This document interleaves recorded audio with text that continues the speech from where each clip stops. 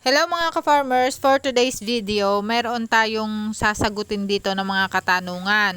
Magbibigay nga tayo dito ng idea kung paano yung sistema. Ang tanong kasi nung isa nating viewers, ano po ang sistema kapag magpapaalaga ka ng baboy? Yung di mo masyadong mabantayan, paano po ang bigay mo sa tao? Para po doon sa mga baguhan pa lang at bagong susubok na magpaalaga ng baboy sa iba, ay ganito po ang ginagawa namin. At dahil po kami ay hindi naglalabas ng buwik galing dito sa farm, ang ginagawa po nung boss ko, kung sino yung tao na mag-iiwi ay siya ang maghahanap ng biik na bibilhin. At kapag po may nahanap na at nagkaigay sa presyo at nakita namin ang kalidad nung baboy, ay yung amo na ko na po ang magbabayad doon sa may-ari ng baboy. Kailangan lamang po doon sa tao na mag-aalaga at mag-iiwi ng baboy, merong maayos na kulungan ng baboy, maayos na supply ng tubig. At kung maaari din po ay sana ay maayos din yung daanan para sa pagsusupply ng pagkain, yung nakakapasok yung sasakyan para sa delivery ng feeds. At ang sistema po kung paano ang bigayan doon sa tao na mag-aalaga ng baboy ay hati po yan doon sa tubo. Ganito po yan, ang mag-aalaga na po sagot na niya yung electricity bill katulad ng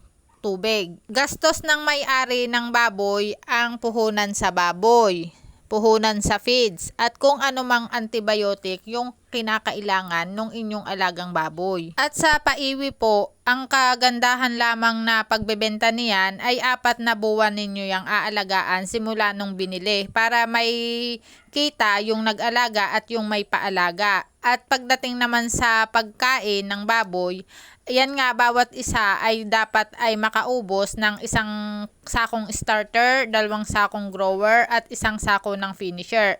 At yun nga po ay 4 na sako bawat isang baboy bago po yan maibenta. At kapag po oras na ng bentahan, kakaltasin lahat ng nagastos o kaya yung lahat ng puhunan. Puhunan sa baboy, puhunan sa feeds, puhunan kung may nabiling antibiotic, at kung halimbawa naman na may nalagas diyan sa inyong inaalagaan, kasama pa din iyan doon sa puhunan na kakaltasin. At kung magkano man ang napagbentahan at nakaltas na lahat ng puhunan, at kung magkano ang natira, doon palang maghahati yung nag-alaga ng baboy at yung may paalaga.